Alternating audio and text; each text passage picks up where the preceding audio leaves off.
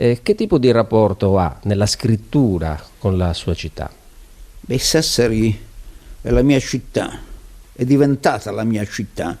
I primi anni della mia vita non si sono svolti qui. Quando io sono arrivato a Sassari per starci stabilmente, a 10 anni credo, io venivo dai paesi, da Rividdi si dice a Sassari, e i sassaresi, specie allora, adesso non so, facevano una gran differenza tra gli autoctoni e invece coloro che sono venuti da altrove. Gli accudiddi si dice. Ecco, io ero un accudiddu e direi che sino al primo libro che ho scritto, Un doge affari spenti, che l'ho scritto a 25 anni, nel 1955, il mio cuore era rimasto nei paesi della Sardegna, benché poi a Sassari io vivessi da almeno 15 anni. Era rimasto nei paesi della Sardegna. Il doge affari spenti è appunto, sì, insomma, un commiato. Allora, adesso posso dirlo, allora quando l'ho scritto forse non lo sapevo, un commiato da quei paesi come dalla mia infanzia e dalla mia adolescenza. Era diventato cittadino, c'era stato un passaggio? Sì, a poco sono diventato sassarese, ma diciamo a poco, ora è passato tantissimo di quel tempo. Sassari adesso e non da poco tempo, ecco, sicuramente da quando ho scritto Procedura, cioè dagli anni '80, è sicuramente il posto mio, la mia città. Io scrivo di Sassari involontariamente, cioè non saprei scrivere di altre cose. Insomma, il luogo in cui le mie storie succedono è inevitabilmente, non dico mio malgrado, ma sicuramente senza mio merito, è Sassari. E c'è un luogo di Sassari o più luoghi da cui proprio è partita la scintilla di una storia, una strada che le ha fatto venire in mente di scrivere di un momento particolare di un libro? Ma ci sono addirittura dei nomi magici di luoghi di Sassari che io mi porto dietro di libro in libro. Viale Caprera, perché io ho abitato in Viale Caprera, ora è da molto che non abito in Viale Caprera, quindi è molto legata alla mia memoria più remota questa immagine di Viale Caprera con i tigli, e quindi inevitabilmente Viale Caprera. E poi anche Piazza d'Armi, perché ho abitato in Piazza d'Armi per un periodo breve magari, però ha segnato la mia vita, insomma, questa presenza a Viale Caprera, anche perché vicino c'è Villa Mimosa, dove mia moglie ha abitato, come è venuta in Sardegna. Lei è venuta in Sardegna nella seconda metà degli anni 40, ragazzina, e quindi insomma fa parte dei primi cerchi del tronco della mia storia, insomma, questi nomi. Un altro luogo di Sassari che io, mentre Viale Caprera e Piazza d'Armi io li nomino tali e quali nei miei libri, poi assegnando loro magari una ubicazione diversa da quella reale. C'è un libro per esempio in cui Viale Caprera confluisce in Piazza d'Armi, che se uno conosce appena Sassari sa che si tratta di luoghi piuttosto distanti l'uno dall'altro, quindi con abbastanza violenza sullo stato delle cose. Quest'altro posto invece, che pure ha molto segnato la mia vita, non lo nomino, ed è via Sebastiano Satta, che però io non ho chiamato nel libro in cui ne parlo via Sebastiano Satta. E perché? Ma così, perché via Sebastiano Satta diceva poco. È un vecchio nome della Sardegna, però a un lettore comune diceva poco, che non fosse appunto un lettore sardo, ecco. E allora l'ho chiamata Via del Teatro, perché c'è il teatro civico, e lì c'era la casa della mia nonna paterna negli anni 30. Io ho ubicato una mia storia, quella di Alice, proprio in quella casa lì. Io, passati i primi anni della mia vita, non l'ho vista più quella casa, ma la ricordo benissimo, ne ricordo la pianta, la planimetria, i luoghi, il senso, affacciava su tutti i tetti della città vecchia, ricordo le rondini che si incrociavano. Si può dire che tutto parta da una sorta di mappa affettiva della città. Sì, è proprio così. Montale dice in una sua poesia: disse Baffalo e il nome agì. Ecco, questi nomi agiscono. Io lo dico apposta, Viale Caprera, Piazza d'Armi, perché quelli sono nomi un po' magici, come ho detto poc'anzi, ecco. Basta dirli, è come Sesamo apriti, ecco, e si apre una cosa. Ecco, se diciamo per esempio Villa Mimosa, che ritorna nella Ragazza perduta, ma anche nelle Fate dell'inverno, c'è un valore affettivo triplicato almeno. Ma sì, io non ho mai abitato in Villa Mimosa, ci ha abitato appunto mia moglie.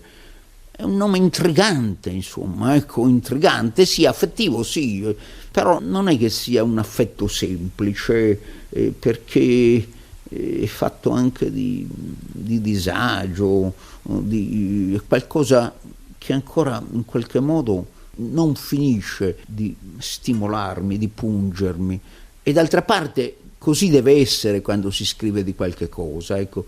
Per scrivere una cosa devono esserci dei conti aperti con questa cosa, ecco. Quando ci si pacifica con questa cosa, e allora la storia è chiusa, è inutile parlarne, non credo che se ne possa più parlare. Salvatore Manuzzu, abbiamo citato Villa Mimosa e allora dal suo libro, dalla riscrittura della Ragazza perduta, possiamo leggere un piccolo passo? Allora leggo il testo, prego. Come lei mi dice. Prego. Ma il cancelletto era chiuso a chiave, non succedeva mai, tantomeno a quell'ora. Premetti il campanello con maggiore insistenza, alla fine addirittura di continuo, senza avere risposta. Pareva che avessero staccato anch'esso, o che dentro, a udirne il suono, non ci fosse più nessuno. Tutto della villa da questa parte era buio, sotto una luna già abbastanza alta.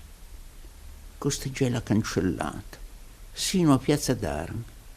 Di lì si vedevano le persiane della camera di Zezzi, dietro i rami del pino, e mi sembrò trapelasse qualche luce. Guardai meglio, mi avvicinai quanto potevo, ne fui certo. Che potevo fare? Chiamai, a voce prima quasi sommessa e poi sempre più alta: Zezzi, Zezzi. In seguito dovevo rimpiangere di non aver scavalcato quel muro di cinta e di non avere forzato, se occorreva, una delle finestre della villa, benché non sapessi a che sarebbe servito. Ma adesso finivo per capire, da tutti quei fatti, l'inedita chiusura del cancelletto, il distacco del telefono, le mancate risposte al campanello, che non era successo niente di quanto inquietudine e paura mi avevano prospettato, e invece mi veniva opposto un rifiuto. Ignoravo allora come duraturo. Forse era giusto che ritenessi, nelle pene dell'incertezza, di poterne avere ragione. Grazie Salvatore Manuzzu. Abbiamo scavalcato con la scrittura il muro, abbiamo scavalcato anche il cancello, scavalchiamo anche l'argomento per avvicinarci a raccontare il carattere dei sassaresi. Possiamo azzardarci a un piccolo identikit. Io non sono sassarese in questo senso. Meglio per questo, quindi ha più libertà. Le distanze. Dei paesi, in questo io sono rimasto dei paesi. Io non sono cionfraiolo, io non sono un Minafutto, insomma, no, neanche i sassaresi lo sono in realtà, e sono molto più complicati di come, loro vorrebbero, come loro vorrebbero. Loro si vantano di essere superficiali, ma non sono superficiali, non è così facile. E Sassari, che vuole una piccola città, è una città però con una storia, un'università antichissima, per dire, e se l'università è così antica, significa che era una città densa di vita e densa di cultura, non pochi secoli fa. La storia di Sassari è abbastanza densa, c'è stato un ceto contadino che l'ha fondata. Sassari è una città in origine contadina. I Menghi erano, adesso purtroppo no, erano i veri padroni di Sassari, il Mengo è il contadino. È diventata poi anche una città artigiana, c'era un ceto di artigiani, nell'Ottocento per esempio, ma anche nel Novecento, artigiani capaci e probi, spiritosi, capaci di vivere. Sì, insomma, i sassaresi sono abbastanza addestrati a tener botta alla vita, ecco.